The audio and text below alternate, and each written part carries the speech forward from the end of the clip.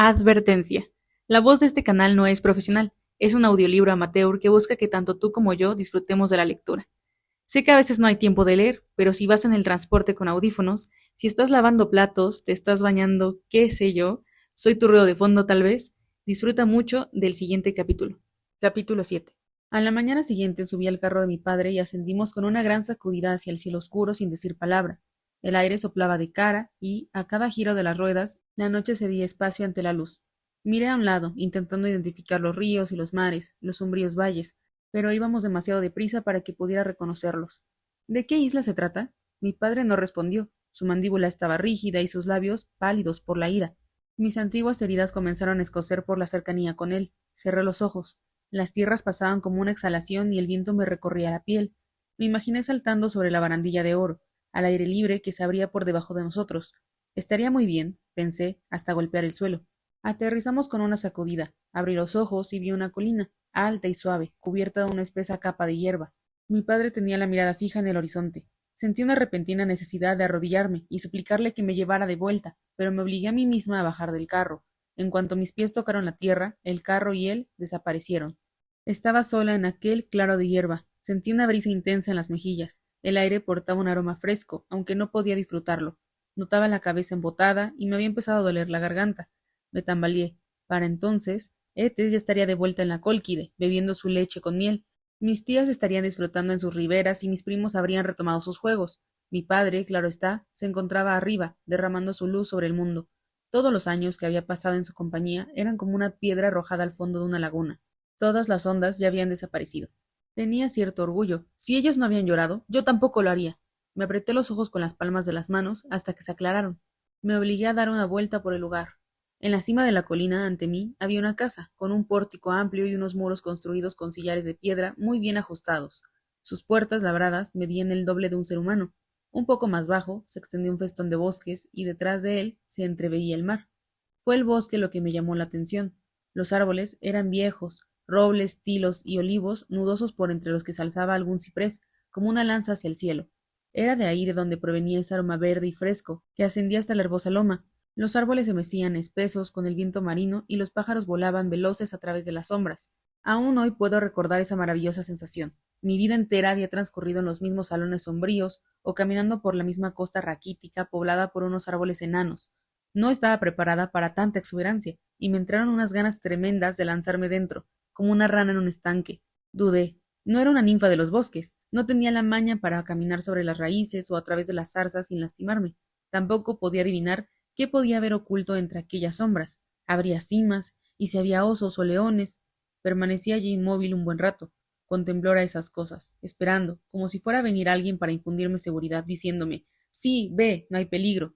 El carro de mi padre se deslizó sobre el mar y empezó a sumergirse en las olas. Las sombras del bosque se volvieron más profundas y los troncos parecían entrelazarse unos con otros. Se había hecho tarde para ir, pensé. Mañana.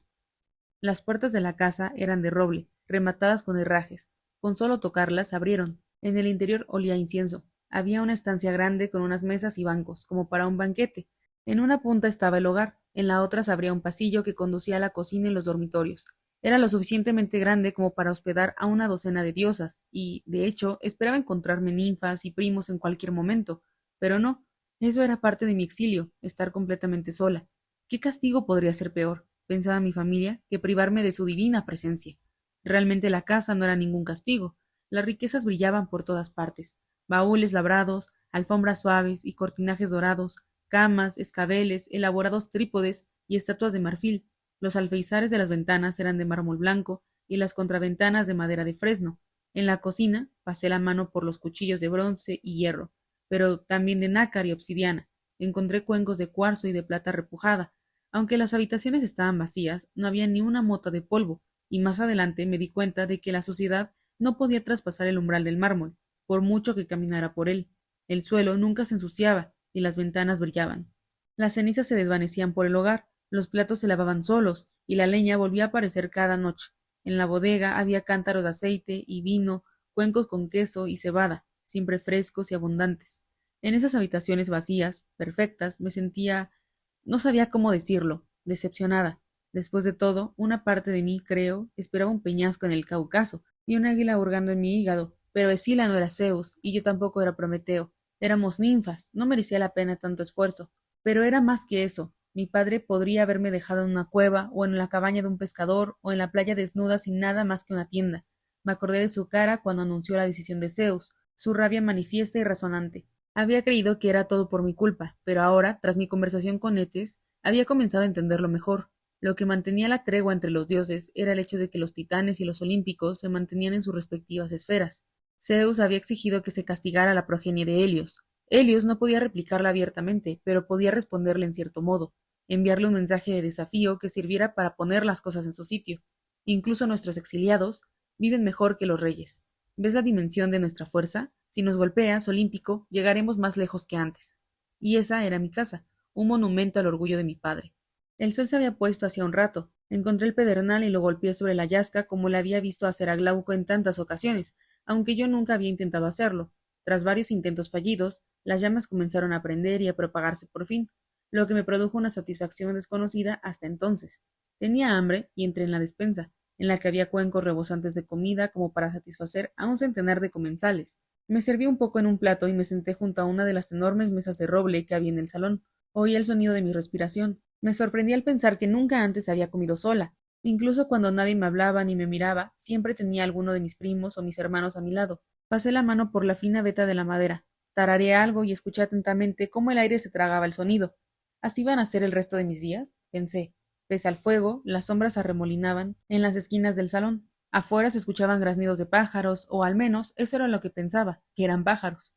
Cuando me acordé de esos troncos oscuros y espesos, sentí cómo se me erizaban los pelos de la nuca. Me acerqué a las contraventanas y las cerré. A continuación, eché el cerrojo de la puerta. Estaba acostumbrada a que me rodeara la solidez de las rocas y al poder de mi padre sobre todas ellas. Los muros de la casa me resultaban tan frágiles como hojas. Cualquier garra podría abrir un agujero en ellos. Quizá este sea el secreto del lugar, pensé. Quizá esté aún por venir el auténtico castigo. Para, me dije. Prendí unas velas y me las llevé al dormitorio, a la luz del día que me había parecido grande y me había resultado agradable, pero ahora no era capaz de ver todas las esquinas a la vez. Las plumas de la cama murmuraban al roce, y las contraventanas de madera chirriaban como las maromas de un barco en una tormenta. A mi alrededor sentí cómo crecían las sombras en las agrestes cañadas de la isla. Hasta ese momento no me había percatado de cuántas eran las cosas que temía. Enormes monstruos fantasmales reptando colina arriba, criaturas nocturnas saliendo de sus madrigueras y empujando mi puerta con sus rostros ciegos, dioses con patas de cabra deseosos de saciar sus apetitos salvajes, piratas remando sigilosos hasta mis ensenadas, planeando cómo capturarme. ¿Qué podía hacer yo? Etes me había llamado Farmaquis, hechicera, pero mis poderes estaban en esas flores, a océanos de distancia. Si llegaba alguien, lo único que podría hacer sería gritar, y miles de ninfas antes que yo se habían dado cuenta de lo poco que eso servía. El miedo me paralizó por completo. Cada ola era más fría que la anterior. La quietud del aire avanzaba reptando por toda mi piel y las sombras extendieron sus manos. Miré fijamente a la oscuridad, tensa, esperando oír algo más allá del pulso de mi sangre. Cada instante me resultaba largo como una noche, pero al final el cielo adquirió una textura más profunda y comenzó a clarear el horizonte. Las sombras empezaron a desvanecerse y amaneció. Me levanté sana y salva. Cuando salí no había huellas de merodeadores, ni marcas de colas reptantes, ni moscas en la superficie de la puerta. Aún así, no me sentí estúpida. Pensaba que había pasado por la más dura de las pruebas. Contemplé de nuevo el bosque. El día anterior había sido el día de antes. Había esperado que llegara alguien y me dijera que no corría peligro. ¿Pero quién? ¿Mi padre? ¿Etes? Eso era lo que significaba el exilio. Nadie vendría, nunca. Ese conocimiento me inspiraba miedo, pero después de los terrores que me había saltado esa noche, me resultó pequeño e insignificante. Me había desprendido de la parte peor de mi cobardía. En su lugar permanecía una chispa de vértigo. No me voy a comportar como un pájaro enjaulado, pensé, demasiado debilitado para volar incluso cuando se abre la portezuela de su celda. Me adentré en el bosque y allí dio comienzo mi vida. Aprendí a hacerme una trenza en el pelo para que no se me quedara enganchado en las ramas y atarme el peplo en la rodilla para no rozarme con las cortezas. Aprendí a reconocer las diferencias parras en flor y las coloridas rosas, a detectar las brillantes libélulas y las serpientes enroscadas. Ascendí a las cimas donde los cipreses se alzaban negros como lanzas hacia el cielo. Luego descendí hasta los vergeles y los viñedos en los que crecían racimos de uvas, púrpuras y espesos como el coral. Recorrí las colinas, los prados de tomillo y lilas resonantes de zumbidos, y dejé mis huellas en las playas amarillas. Bajé a cada cala y penetré en todas y cada una de las grutas. Di con bahías amables y ensenadas en las que los barcos podían fondear a salvo. Oí aullar a los lobos y croar a las ranas en las ciénagas.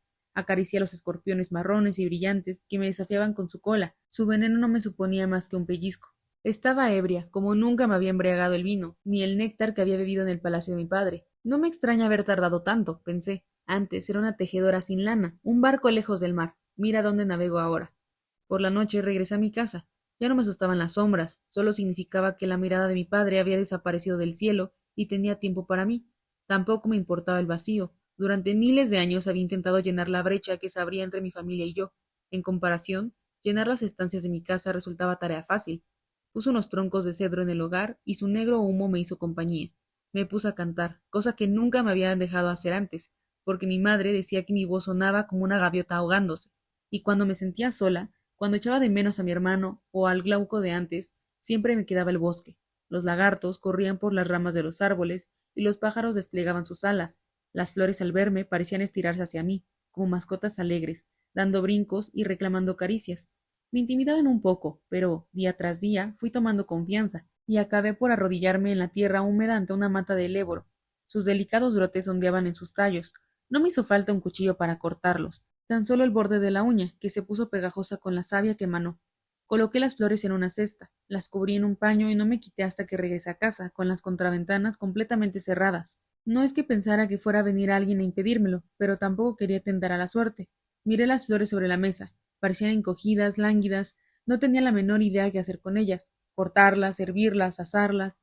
El ungüento de mi hermano llevaba aceite, pero no sabía de qué clase.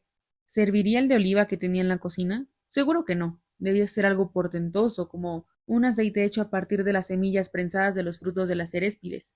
No podía conseguirlas.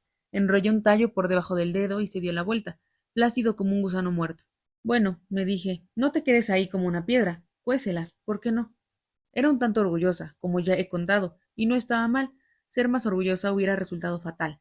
Déjenme que les diga que no es la hechicería, no es un poder divino que surja con un pensamiento o un parpadeo. Es algo que hay que hacer y elaborar, planear e investigar. Hay que cavar, cortar y moler, coser, decir y cantar. Y, aun después de todo esto, puede que no funcione, al contrario que los dioses. Si las hierbas no están lo suficientemente frescas, si me desconcentro, si mi voluntad es débil, las pócimas se pasan y quedan rancias. En buena ley, nunca debería haber llegado a la brujería. Los dioses odian toda la clase de labor, es su naturaleza. A lo que más llegamos es a tejer o a forjar, pero estas son habilidades manuales y no llevan aparejados trabajos pesados, dado que todo aquello que pueda resultar un fastidio es inmediatamente eliminado por los poderes divinos. No teñimos la lana en cubas hediondas y dándole vueltas con palas, sino con un chasquido de los dedos. No hay que trabajar penosamente en la mina, los minerales salen solos y encantados de las montañas. Los dedos nunca sufren rozaduras ni los músculos tirones. Todo en la brujería pasa por el trabajo pesado. Hay que encontrar cada hierba en su escondite, cosecharla en sazón, arrancarla de la tierra, escogerla y diseccionarla, lavarla y prepararla. Se le debe manejar de un modo concreto, luego de otro, para ver dónde radican sus poderes. Esperar pacientemente día tras día, dándote cuenta de los errores que has cometido y comenzado de nuevo. Con todo, ¿por qué no me importaba hacerlo? ¿Por qué no nos importaba ninguno? No puedo hablar en nombre de mis hermanos y mi hermana, pero en mi caso la respuesta es sencilla. Durante un centenar de generaciones había recorrido el mundo con una sensación de aturdimiento y aburrimiento, de vacío y comodidad. No había dejado huella alguna, ni hazañas de renombre, ni siquiera quienes me habían amado un poco habían querido quedarse a mi lado. Entonces me di cuenta de que podía dominar el mundo a mi voluntad, como un arco que se dobla para recibir una flecha. Arrostraría todo ese trabajo con un gusto millar de veces para poder mantener ese poder en mis manos. Así se sintió Zeus la primera vez que alzó el rayo, pensé. Mis primeras pócimas, huelga decirlo, fueron todas un desastre, brebajes que no tenían efecto alguno, ungüentos que se disgregaban y se desparramaban, inertes por encima de la mesa. Pensaba que si un poco de ruda era buena, más sería mejor, que la mezcla de 10 hierbas sería superior a la de 5, que mi mente podría dedicarse a vagar en sus pensamientos y que el hechizo no saldría de paseo con ella, que podría empezar destilando una pócima y, en medio del proceso, decidir elaborar otra. Carecía incluso de los más simples conocimientos sobre hierbas que cualquier mortal aprenda a las faldas de su madre, que si se cuecen las plantas herbosas sale una especie de mezcla jabonosa, que si se quema un tejo en el hogar sale un humo que asfixia, que las amapolas llevan el sueño en sus venas, y el eléboro la muerte, y que la aquilea es capaz de cerrar todas las heridas. Todos estos conocimientos tuve que adquirirlos y aprenderlos a base de ensayo y error, de quemaduras en los dedos y de vapores fétidos que hacían que saliera corriendo entre toses al jardín. Al menos, pensaba en aquellos días de principiante. Una vez que logro un hechizo, no tendré que aprenderlo de nuevo. Pero ni siquiera eso fue cierto. Por muchas veces que hubiera usado una hierba antes, cada parte poseía su propio carácter. Una rosa podía revelar sus secretos y se molía, otra había que prensarla, con otra había que hacer una infusión. Cada hechizo era una montaña que debía escalar desde la base.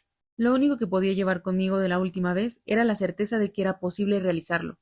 Perseveré. Si mi infancia había aportado algo, era perseverancia.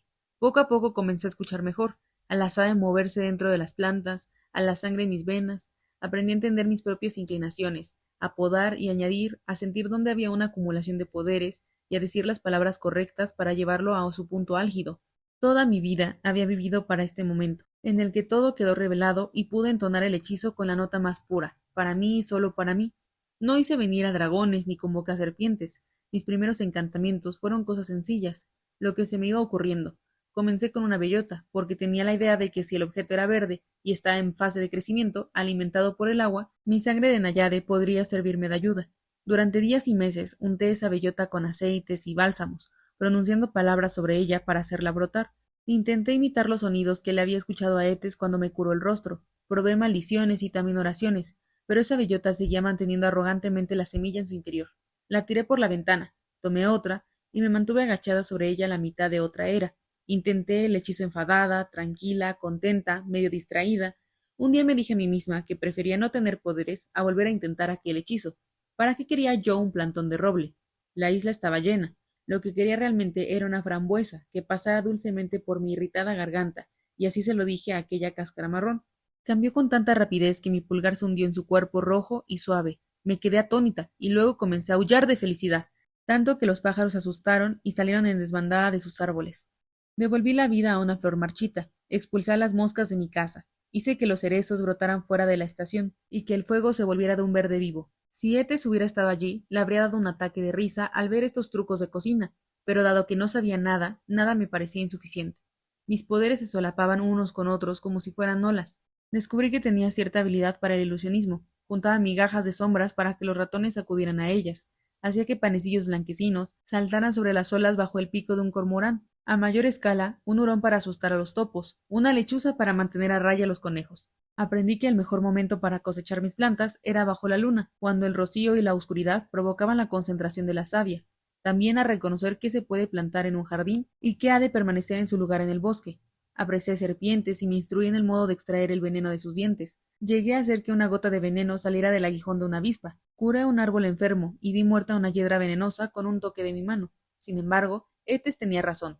Mi gran don era la transformación, y siempre era a ello donde acudían por sí solos mis pensamientos. Me planté delante de una rosa y se convirtió en un iris. Un brebaje vertido en las raíces de un fresno lo transformó en una encina. Hice que toda la leña acumulada se volviera de fresno para que su aroma impregnara mi casa cada noche.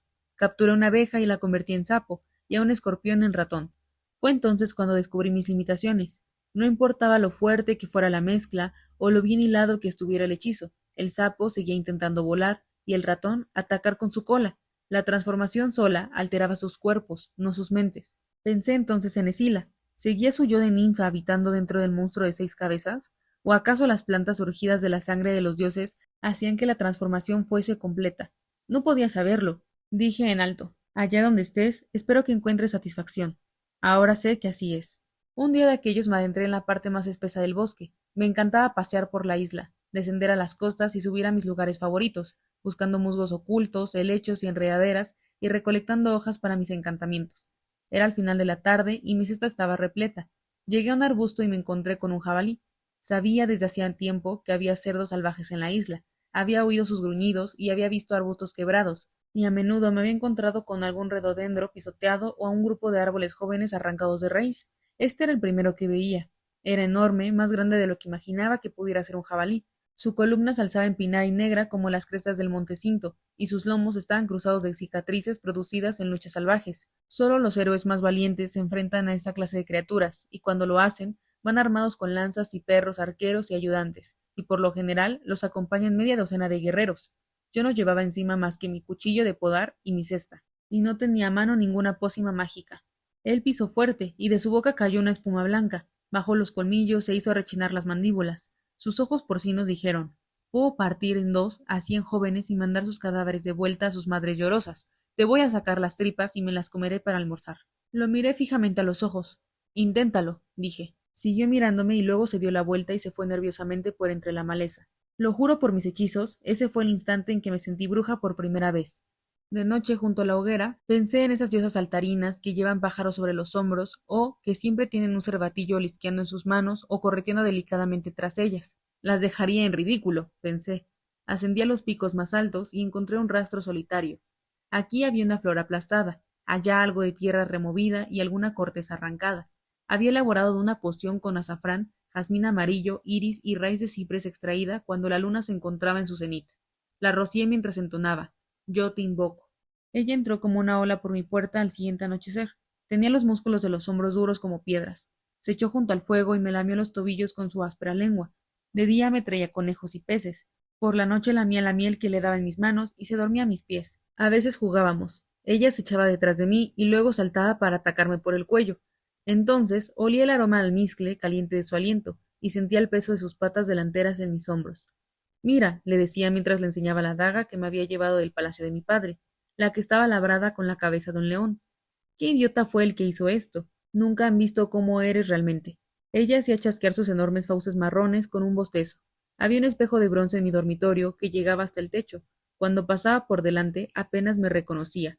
Mi mirada parecía más brillante, mi rostro se había afilado, y detrás de mí caminaba mi leona salvaje. Pensé en lo que dirían mis primos si me vieran. Mis pies estaban sucios de trabajar en el jardín, el peplo atado a las alturas de las rodillas, cantando con todo lo que daba mi frágil voz.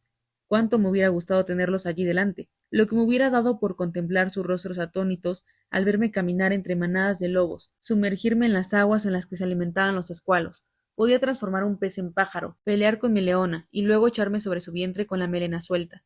Quería escuchar sus gritos y resuellos. Me miró. Me voy a convertir en rana. ¿En verdad les había tenido miedo? ¿Realmente había pasado 10.000 años rehuyéndolos como un ratón?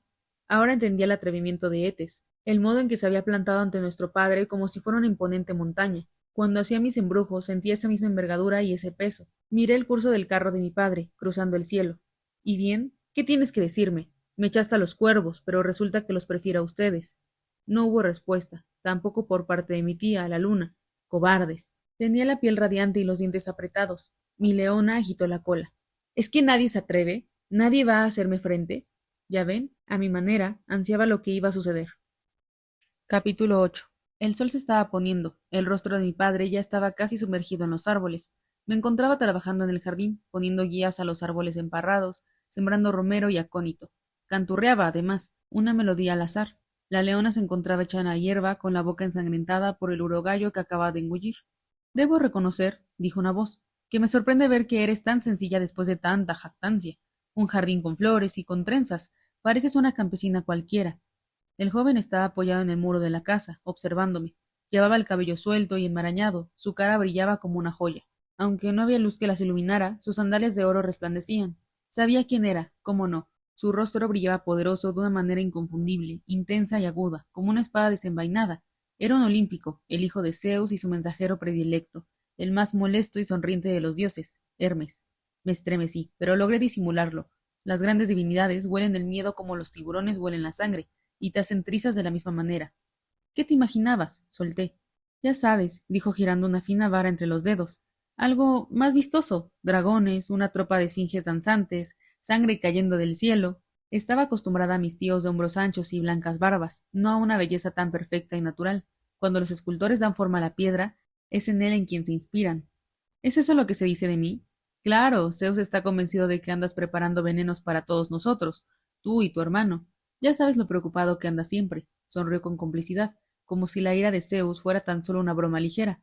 Así que vienes como espía de Zeus. Prefiero llamarlo emisario, pero no, no es el caso. Mi padre no me necesita para ello. Vine porque mi hermano está enfadado conmigo. ¿Tu hermano? Pregunté. Sí, contestó. Creo que habrás oído hablar de él. Sacó una lira del interior de su capa, taraseada con oro y marfil, que brillaba como el amanecer. Me temo que le he robado esto, dijo, y necesito un lugar donde esconderme hasta que pase la tormenta. Esperaba que te apiadases de mí. Por una u otra razón no creo que venga aquí a buscarme. Se me erizó el vello de la nuca. Todo aquel que estuviera en sus cabales tenía pánico a la ira de Apolo, silenciosa como la luz del sol, mortífera como una peste. Tuve el reflejo de mirar por encima del hombro, para asegurarme de que no estaba ya avanzando hacia mí desde el cielo a grandes zancadas, apuntando con su flecha dorada a mi corazón. No obstante, había algo en mí que estaba harto del miedo y la intimidación, de mirar a los cielos y preguntarme qué era lo que me permitirían hacer. Pasa, dije abriéndole la puerta. Había crecido escuchando historias de la audacia de Hermes, como, de niño, había salido de la cuna y había huido tras robar el ganado de Apolo, cómo había dado muerte al monstruoso centinela Argos después de lograr que sus 100 ojos se quedaran dormidos, cómo podía extraer secretos de una piedra y hasta hechizar a los dioses rivales para que hicieran su voluntad. Todo ello era cierto, era capaz de atraerte como si estuviera abominando un hilo, de hacerte dar vueltas alrededor de una idea hasta provocarte carcajadas. Pocas veces había tratado con alguien realmente inteligente, solo había hablado un momento con Prometeo, y en el Palacio de Océano gran parte de lo que se consideraba inteligencia no era más que coquetería y perfidia. La mente de Hermes era infinitamente más aguda y rápida, brillaba como la luz sobre las olas, deslumbraba hasta cegarte. Esa noche me entretuvo contando historias sobre los dioses y sus locuras, una tras otra. El lujurioso Zeus transformándose en toro para seducir a una hermosa muchacha. Ares, el dios de la guerra, sometido por 2 gigantes que lo mantuvieron un año entero encerrado en una tinaja. Hefesto tendiendo una trampa a su esposa Afrodita, alzándola en una red de oro desnuda y en compañía de su amante Ares, delante de todos los dioses. Lo contaba todo, sus absurdos vicios, sus peleas de borrachos y sus insignificantes riñas abofetadas, todo ello narrado con esa voz escurridiza y siempre jovial. Me sentía desconcertada y confusa, como si me hubiera bebido uno de mis brebajes. ¿No serás castigado por venir aquí y romper mi exilio? Sonrió. Mi padre sabe que siempre hago lo que me place. De todas formas, no estoy rompiendo nada. Eres tú la que está confinada. Los demás podemos ir y venir a nuestro capricho. Me sorprendió. Pero yo creía que... ¿No es el mayor castigo que se me podía imponer? ¿Obligarme a estar sola? Eso depende de quién venga a visitarte, ¿no? El exilio es el exilio. Zeus quería confinarte y aquí estás. Tampoco pensaron mucho más allá.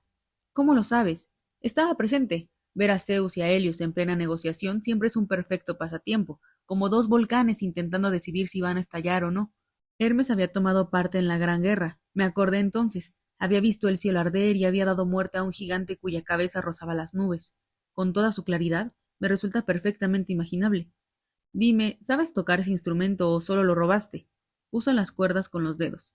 Las notas comenzaron a brincar por los aires, brillantes y dulces como la plata. Las hilaba en una melodía con tanta felicidad que parecía el mismísimo dios de la música. La sala entera parecía encontrarse dentro del sonido. Levantó la cabeza y el fuego le iluminó el rostro. ¿Sabes cantar? Esa era otra de sus cualidades. Era capaz de sacarte todos tus secretos. Solo para mí, respondí. Mi voz no resulta agradable a los demás. Siempre me han dicho que suena como el graznido de una gaviota. ¿Eso te han dicho? No me pareces una gaviota. Suenas como una voz mortal. Debí de poner cara de asombro por su risotada. La mayoría de los dioses tienen una voz que se asemeja al trueno o a las rocas. A los humanos hay que hablarles con suavidad, porque si no, se rompen en pedazos. Para nosotros, las voces humanas suenan agudas y débiles. Recordé lo amable que me había sonado la voz de Glauco la primera vez que hablé con él. Lo había interpretado como una señal. No es común, me dijo, pero a veces las ninfas nacen con voz humana. Ese es tu caso. ¿Por qué no me lo dijo nadie? ¿Cómo puede ser? No tengo parte mortal, soy una titán. ¿Quién sabe cómo funcionan las genealogías de los dioses? ¿Por qué no te lo dijeron antes? Porque seguramente lo ignoraban, sospecho.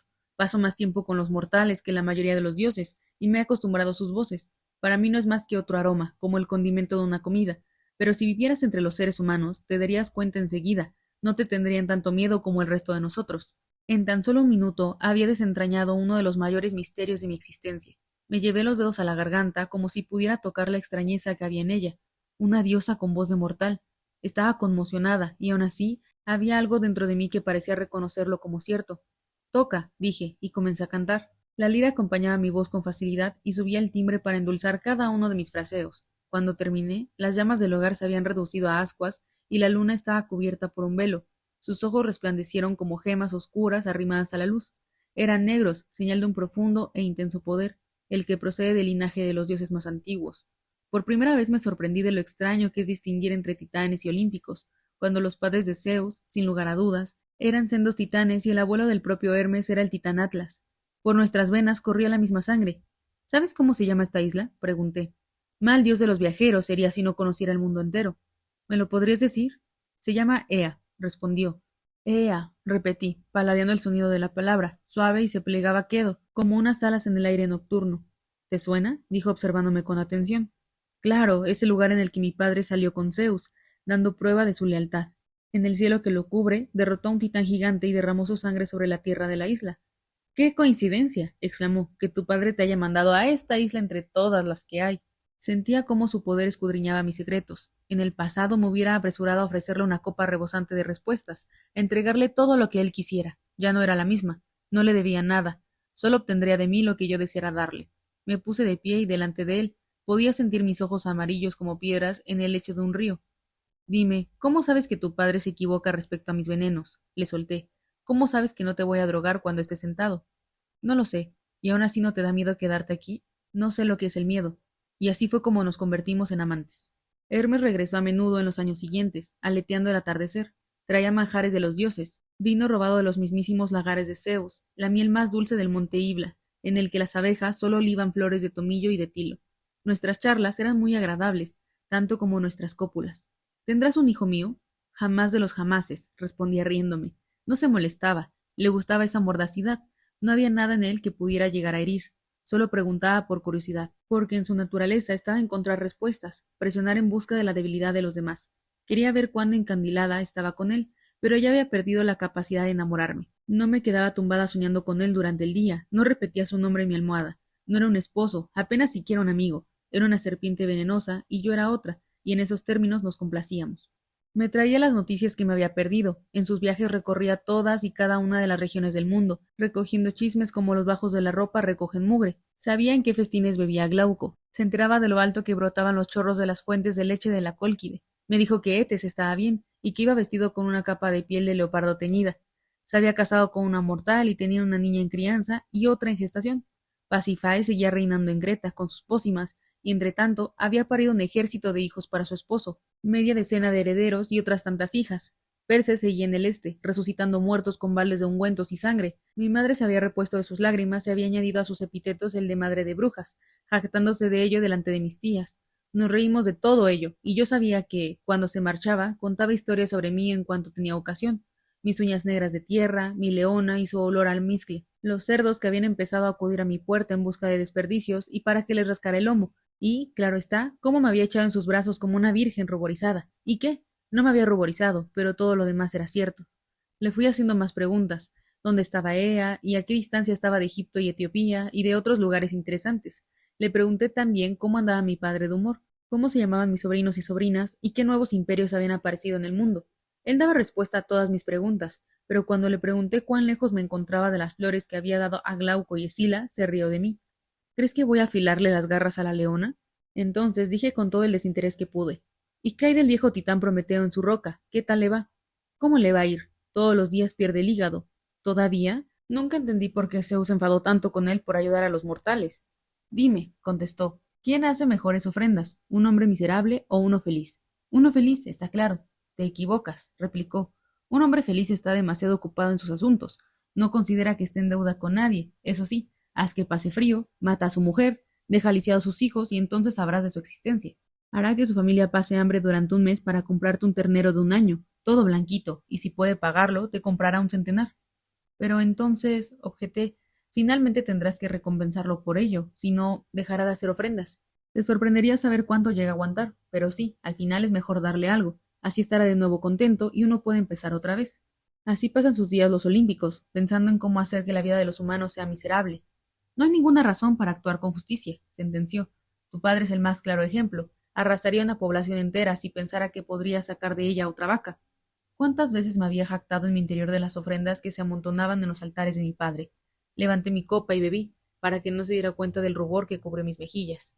Me imagino que irás a visitar a Prometeo, le solté. Tú con tus alas. Llévale algo que lo alivie. ¿Por qué habría de hacerlo? Por cambiar, está claro. Por hacer tu primera buena acción en una vida tan disoluta. ¿No tienes curiosidad por saber qué se siente? Se rió y yo no insistí más. No dejaba de ser un olímpico, hijo de Zeus. Me dejaba tomarme esas libertades porque le hacían gracia, pero una nunca sabe cuándo van a dejar de hacérsela. Es posible domesticar una serpiente para que coma de tu mano, pero nadie le va a quitar nunca el gusto por morder. La primavera se convirtió en verano. Una noche en que Hermes y yo estábamos entretenidos con el vino, le pregunté finalmente por Escila. ¡Ah! Apareció un destello en sus ojos. Me preguntaba cuándo llegaríamos a ella. ¿Qué quiere saber? ¿Es infeliz? Pero se hubiera reído de mí por una pregunta tan plañidera, y con toda razón. Mis artes mágicas, la isla, la leona, Todo ello era producto de su transformación. No era honesto lamentarme de lo que me había dado aquella vida. No he sabido qué sucedió con ella después de que sumergiera en el mar. ¿Sabes dónde está? No muy lejos de aquí, a una jornada de viaje en barco humano. Ha encontrado un estrecho en el que se siente cómoda. A un lado hay un remolino que se traga barcos, peces y todo lo que pase por allí. Al otro, un acantilado con una cueva en el que puede esconder la cabeza. Los barcos que logran sortear el remolino acaban directo en sus fauces, y de eso se alimenta. ¿Se alimenta? Pregunté.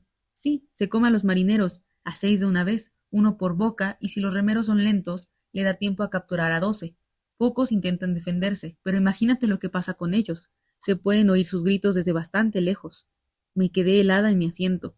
Siempre me la había imaginado sumergida en las profundidades, chupándole su fría sangre a los calamares, pero no. A Escila siempre le había gustado la luz del día. Le encantaba hacer llorar a los demás, y ahora era un monstruo voraz lleno de colmillos y pertrechado de inmortalidad. ¿Y nadie puede hacerle frente? Zeus podría, y también tu padre, si quisieran. Pero ¿por qué iban a hacerlo? Los monstruos son una bendición para los dioses. Imagínate cuántas súplicas. Se me cerró la garganta. Esos hombres que había devorado eran marineros, como lo había sido Glauco, harapientos, desesperados, macilentos y temerosos, todos muertos, todos convertidos en humo frío por mi mano. Hermes me miraba fijamente. Tenía la cabeza ladeada como un pájaro que observa. Esperaba ver mi reacción. Me desharía en lágrimas o actuaría como una arpía en el corazón de piedra. No cabía respuesta intermedia. Ninguna otra podía encajar plenamente en el hilarante relato con el que deseaba narrar la escena. Dejé caer la mano sobre la cabeza de la leona. Sentí su poderoso y sólido cráneo bajo los dedos. Nunca dormía cuando Hermes estaba conmigo. Sus ojos permanecían entornados y atentos. A Escila nunca le bastó con uno. Solté. Hermes sonrió. Una zorra con el corazón de piedra. Quería contarte una cosa, prosiguió. Oí una profecía referente a ti. Me la contó una anciana divina que había abandonado su templo y andaba por los caminos prediciendo el futuro. Estaba acostumbrada a sus rápidos cambios de tema, y, en este caso, lo agradecí. ¿Y daba la casualidad de que pasabas por allí cuando estaba hablando de mí? Evidentemente no. Le regalé una copa labrada en oro para que me contara todo lo que sabía acerca de Circe, hija de Helios y maga de Ea. ¿Y bien? Me dijo que un hombre llamado Odiseo, nacido de mi sangre, llegará un día a tu isla. ¿Qué más? Eso es todo, respondió. Es la peor profecía que he oído en mi vida, dije. Ajá, suspiró, y yo tengo una copa menos. No soñaba con él, como ya he dicho, tampoco trenzaba su nombre con el mío. Nos acostábamos al anochecer y a medianoche se marchaba. Entonces yo me levantaba y recorría mis bosques. A menudo mi leona me seguía el paso. Mi más intenso placer era pasear con la brisa fresca y sentir cómo la humedad de las hojas me rozaba las piernas. A veces me detenía para cosechar una flor u otra. Sin embargo, aún esperaba la voz que realmente ansiaba. Dejé pasar un mes desde la primera vez que Hermes y yo habíamos hablado, y luego otro más. No quería que me observara. No era su lugar, era el mío. No llevaba antorcha. Mis ojos brillaban más en la oscuridad que los de las lechuzas. Paseaba entre los sombríos árboles, por los vergeles, los bosquecillos y matorrales, cruzaba los arenales y subía los acantilados. Todos los pájaros estaban en calma y también los animales salvajes.